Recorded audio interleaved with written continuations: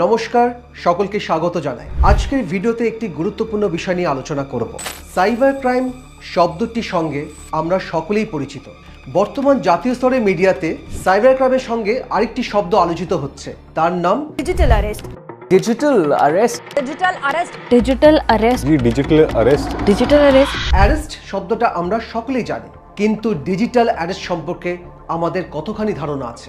জানা যাচ্ছে কিছু সাইবার ক্রাইম প্রতারক এই বিশেষ পদ্ধতি অবলম্বন করে সাধারণ মানুষের কাছ থেকে অর্থ আত্মসাৎ করছে। তারা প্রথমে পুলিশের পরিচয় দিয়ে একটি ফোন কল বা হোয়াটসঅ্যাপ মেসেজের মাধ্যমে আপনার সাথে যোগাযোগ করে বলবে আপনি একটি অপরাধমূলক কাজের সাথে যুক্ত এবং সেই অপরাধমূলক কাজের জন্য আপনাকে অ্যারেস্ট করা হবে।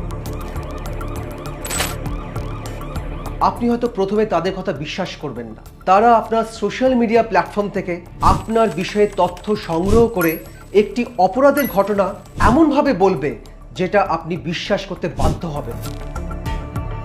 এরপর তারা হোয়াটসঅ্যাপ বা ইমেলে একটি নকল অ্যারেস্ট ওয়ারেন্ট কপি ও একটি স্কাইপ ভিডিও লিংক আপনার কাছে পাঠাবে। বলবে পুলিশ অফিসার ভিডিও কলের মাধ্যমে এই অপরাধের বিষয় নিয়ে আপনাকে জেরা করবে। আপনি হয়তো ভয় পেয়ে পুলিশ অফিসারের সাথে কথা বলার জন্য ভিডিও কলে যুক্ত হবেন, কিন্তু ভিডিও কলটি অন করলেই দেখতে পাবেন সত্যি একজন পুলিশ অফিসার বসে আছে আপনার সাথে কথা বলার জন্য। ভিডিওটি দেখে একেবারের জন্য মনে হবে না এটি একটি নকল পুলিশ স্টেশন ও একজন নকল পুলিশ অফিসার সামনে বসে আছে। ঠিক যেমন সিনেমার পর্দায় পুলিশ স্টেশনের সিন তৈরি করা হয়, তারপর সেই পুলিশ অফিসার জেরা শুরু করেই বলবে আপনি ডিজিটাল অ্যারেস্ট হয়েছেন। যতক্ষণ পর্যন্ত জেরা শেষ না হবে ততক্ষণ পর্যন্ত এই ভিডিও কল থেকে আপনি বেরিয়ে আসতে পারবেন না।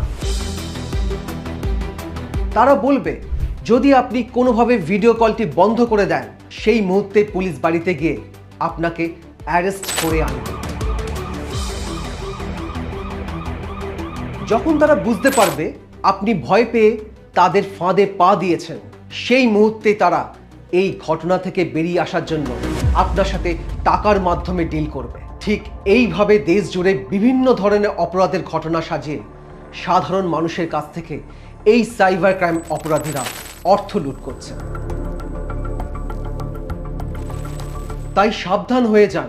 হোয়াটসঅ্যাপ বা ফোন কলে অজানা কোনো নাম্বার থেকে কোনো মেসেজ বা কল আসলে সেটি কোনোভাবে গুরুত্ব দেবেন না, বিশেষ করে ভিডিও কল। সব অজানা নাম্বার তো প্রথমেই ব্লক করা যায় না, কিন্তু এই ধরনের কথা শুরু হলেই ব্লক করে দেবেন।